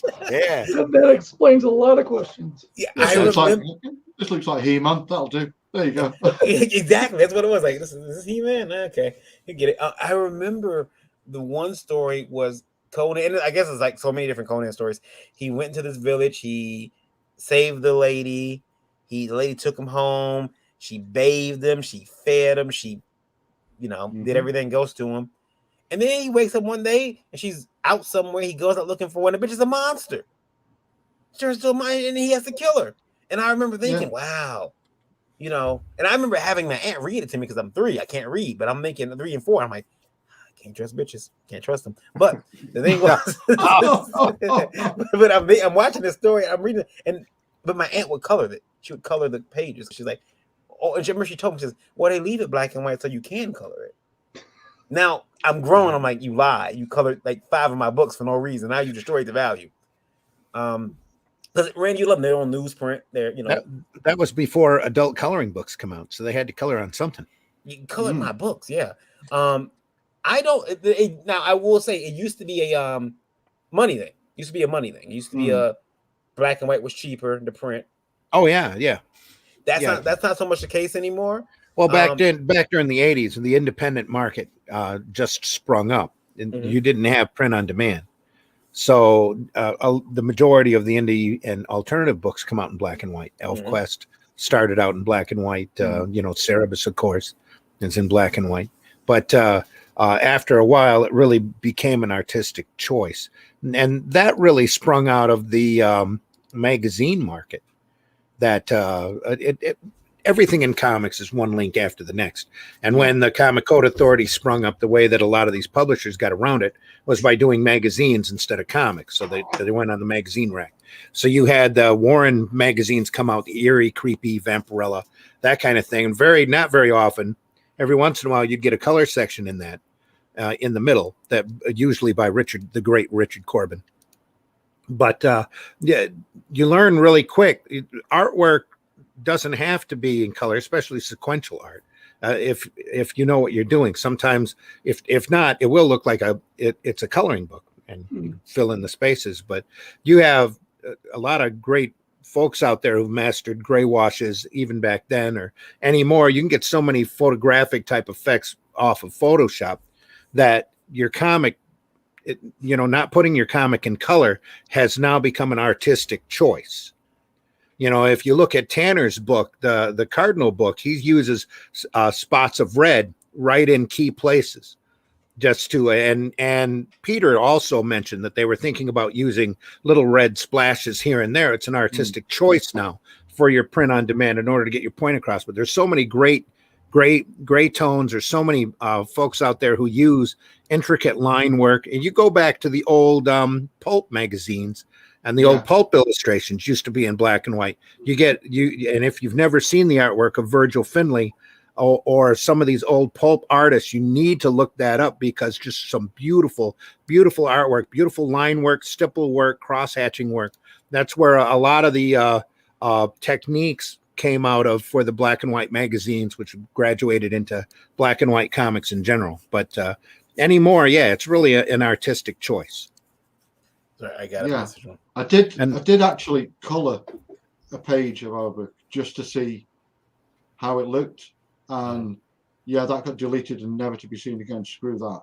It was horrible. Well, even in cinema now, you have certain movies like Elephant Man is a great example by David Lynch that was made in black and white in order to give you that feel. And it was an artistic choice to do. I always use, the Munsters TV show. Yeah. The original pilot for that is on YouTube. You can watch it, and it was color, the pilot. They were going to do it color, but oh my God, it's horrible.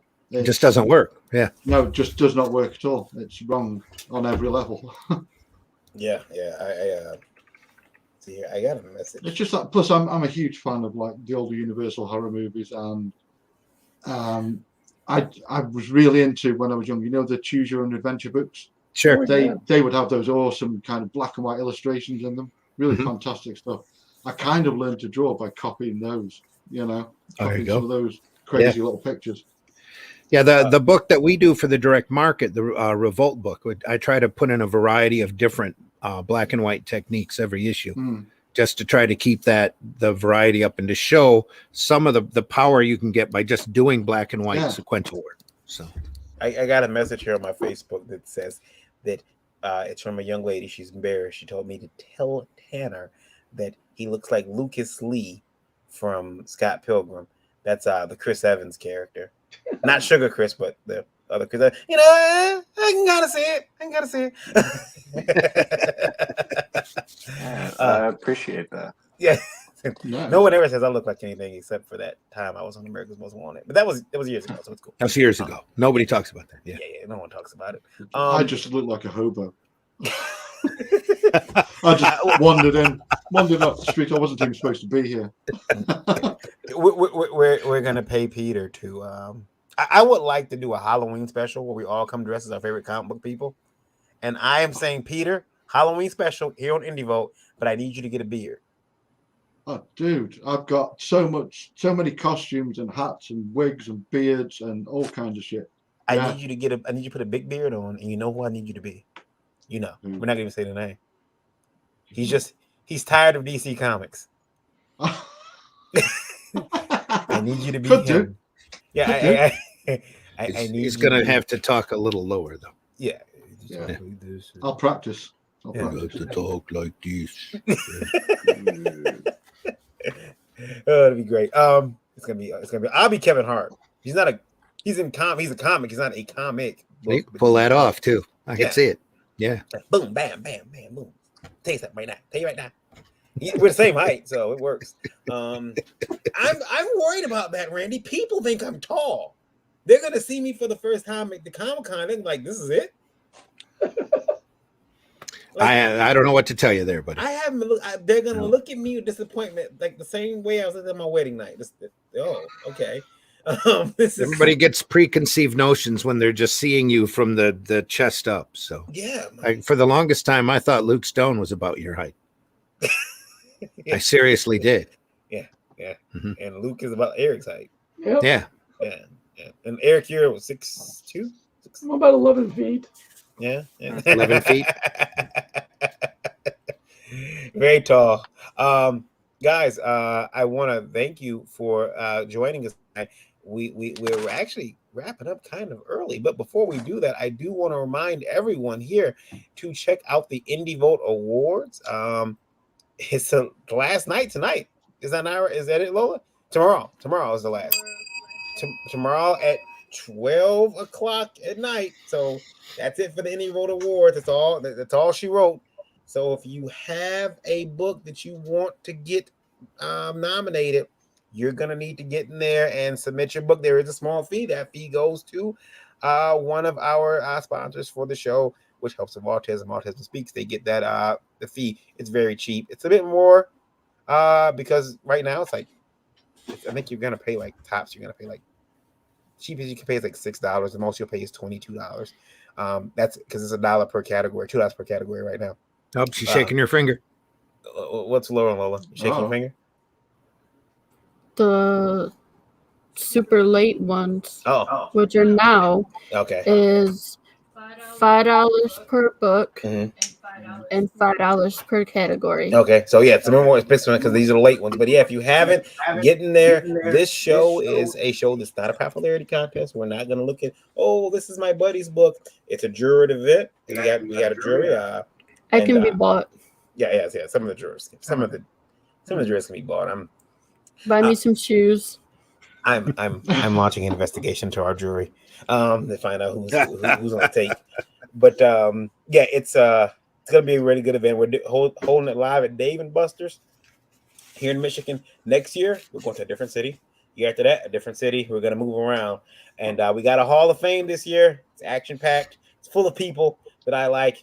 It's gonna be a good show. I can't wait. I found my suit today. As one I looked at before, I was like, I'm gonna get this one. Then today I found my suit at the mall. It is the most obnoxious. Wow, it's silver, guys. It's silver and it's reflective. And I'm rocking the shit out of it. It's gonna be great. I can't wait. I can't wait. I was playing the flagpole. Yeah. It's got a tie, it's got a bow tie, it's silver. I'm gonna have to find a hat to match it. But I can't find a coonskin cap that's covered in sequins. Not yet. I will. No. I'll figure out. You might have to have that specialty made. Yeah. I think you should wear a t-shirt with your new sponsor on the front in huge letters. Yeah. I can do it. They're going to make us all wear those shirts pretty soon. Hey, guys, for another $100, will you wear these? Give me the shirt. Yeah, come on. Yeah, it's going to be great. We'll do that. Guys, thank you for being here. I'm gonna go around and let everyone tell where they can be reached at by our where they can be found it online, your social media, all that good stuff. If you want people to stalk you, Peter, you can tell us your address since it's already out there. No. We'll start with Peter. Peter, go ahead, sir. Right. So obviously back to book. back to the book on Indiegogo, Jack the Ripper Vampire Hunter. We still have in demand as well Walk the Wizard, so you can check that out too. But everything else, head to stuntmancomics.com, which is where you'll find everything that myself, Mandy, Wyatt Holiday are doing. As soon as Jack the Ripper's done, stay tuned because we're going to be doing the second Rocket Girl book as well. More to come this year. I'm a busy man. My fingers are going to be bleeding. Cool. And I'm doing it for you. Very good. Cool. Tanner, your turn, sir. All right. Cardinal Colton Punishment on Indiegogo. You can find me at The Tettleman on Twitter, Noble Comics on YouTube, or at my website, noblecomicspublishing.com. Sure to check it all out. We will send them there. Mr. Dreaded Dinosaur. Hey everyone, you can check out Dreaded Dinosaur Man on Webtoon and Tampus. You can pick up a copy of Ruddy Piper Kilted Avenger off Pro Wrestling Tees website. You can follow me at Dreaded Dinosaur on all the social medias that matter, the Facebook, the Instagram, the Twitter, those types of things. And if you are in the Pittsburgh, Monroeville area in Pennsylvania, you can find me at Steel City Con this weekend. I'll have my giant booth of anime and wrestling up. I'll be doing sketches for folks, taking part in the charity sketch that happens at the show. It's a lot of fun, and hope to see you there. Very good. I won't be there, but I'll be there in spirit. I will. I promise. It'll be great. Maybe we can do a live stream, a con-to-con live stream. That'd be kind of cool. That would be fun. Yeah, we'll see how it works out. Mr. Zimmer. Actually, I'll let Lola go next. Lola, how about you, ma'am? Guys, I am everywhere. Don't put me on the big screen. I don't like myself on the big screen. If you want to track me down and stalk me, go to Linktree indie_princess. All my links are there. If you missed out on lore on Indiegogo, there is a sign-up page right now on Kickstarter for lore. And there will be new things for the Kickstarter. And if you're in Grand Rapids this weekend, catch me there for Grand Rapids Comic-Con. That's right. And also, Lola, you'll have help for the first time ever. The Indie Volt mascot scheduled so far. Who knows? She might not make it. We'll see. Vicky Volt will be in attendance at the con. She's we've never had a live Vicky, but we do now. We have a live Vicky Volt who will make her appearance at the Comic-Con. People feel free to come and take pictures with her. I'm excited about that. She is young lady is who's gonna be Vicky. She's excited too. So if you ever, all you've seen is Vicky, it's a cartoon Vicky right there. That's the Indie Volt mascot. So we got a real one, and she'll be at the show. And she's super excited about being there, and we're excited about having her. Mr. Zim, you go ahead, sir. So you can find me as Randy Zimmerman over on Facebook. You can find me as Randy Zim over on the Twitter. But more importantly, you can find Arrow Comics 4.0 over on Facebook. We have a link tree as well, a Twitter, Instagram page. There are two Facebook pages, one for Arrow Comics 4.0 and one's for Friends of Arrow Comic 4.0. So go over there and check that out. We have 4 titles that are available through Liberty as soon as I believe they're posted now. And available to the retailers. There is Russ Leach's Only Death Can Save Us, #1, the Indie Volt Revolt book, Luke Stone's Hybrids, Sons of God book, and the book that I do, most of it or most of the work in that book is mine, called Herobot Zero, which is the adventures of a 3-foot-tall giant robot fighting large monsters and defending a city as long as he can do it on the clock. So go over to Arrow Comics 4.0 and take a look at those. We're really, really proud of that. There's more books coming as well. Another 4 books coming out in September as well. So looking forward to getting that out to people. So plus you'll find Varian and myself again on Thursday morning at 9 a.m. for the Breakfast Buzz here on the Indie Volt Network. Lola will be back for Geekgasm. Nope, not this week, but soon. Normally on Wednesday nights, just not this week because everything's been going on. We're all real busy. And then I will also be at along with Varian, Lola, and Vicky at the Grand Rapids Con this weekend, where I'm hoping to be able to broadcast the episode of Sunday Funnies live there at Grand Rapids Con Sunday morning at 9 a.m. So looking forward to that. Might be a little late depending upon when the con opens, but we will hopefully get an episode of Sunday Funnies out to you right from the con. Who knows who's going to be there as a guest, but we're looking forward to doing it. Yeah, it'll be fun times.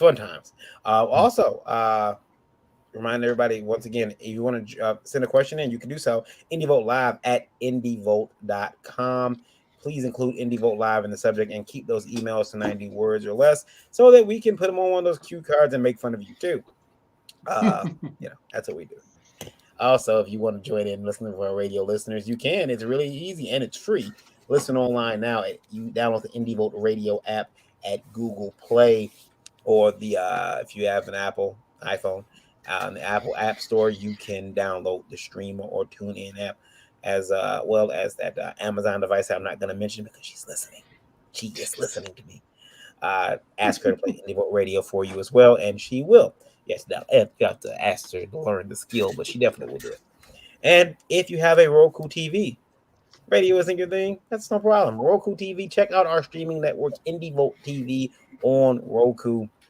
It's free, lots of independent movies, some long form content like this. So when YouTube says, hey, you can't say that on our air, we say that's no problem. We'll take it over to our Roku station where you have no power. And we put it there. A lot of good content, a lot of original content coming very soon there as well. It's got slowed up a bit because of the damn bug, but I think that things are starting to look up. I remember hope. I remember what that felt like. It was nice. It's gone now. Guys, again, thank you for joining us. Thanks for being here with us. I'm going to take us out. Does anyone have anything before we leave? Well, as you like to say, make sure you leave this industry in better shape than what you found it. Mm-hmm. And buy alternative and indie comics wherever and whenever you can, especially ours. That's right. And also, before I get out of here, I do this one last thing I want to say.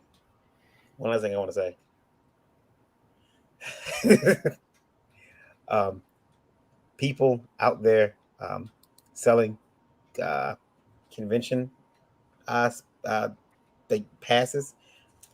Be careful. There's people out there selling convention passes to shows, and they're not real. Some of the larger shows, and they're doing it for like cheaper, like maybe $10 or so. Be careful as we start going back to Comic-Cons. I got a message earlier while we were doing the show saying just buy them from the box office or just don't go to the show. These scalpers hanging outside, they're relying on you being scared and not scared, but just wanting to go to a show so bad that you're willing to, give them $30-$40 for a $60 ticket, and then you go up to the front and find your tickets fake. It's been going on in New York Comic-Con and Chicago Comic-Con for so long, C2E2 for so long. People know to watch it there, but they're doing it at some of these smaller shows now. So be very careful with yourself. You don't want to be grift kinged. No. You don't want that happen to you. I'm going to take us out of here, guys. Have yourselves a great week. We'll see you on the other side of it, we think. Maybe. Good night, everybody. Take care, everybody. Stay safe. We'll see you. Once I find out, take us out of here. Once I find the. Do you want me to do it? I know where to. Yes, that's it. Here we go. All right.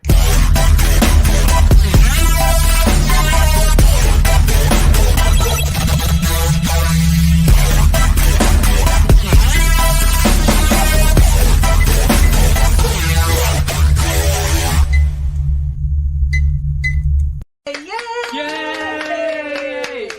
Think about what you've accomplished. That's not how it works. That's not how any of this works. How can he close me up? On what ground? I'm shocked to find that gambling is going on in here. You're winning, sir. Oh, thank you very much. Everybody out at once.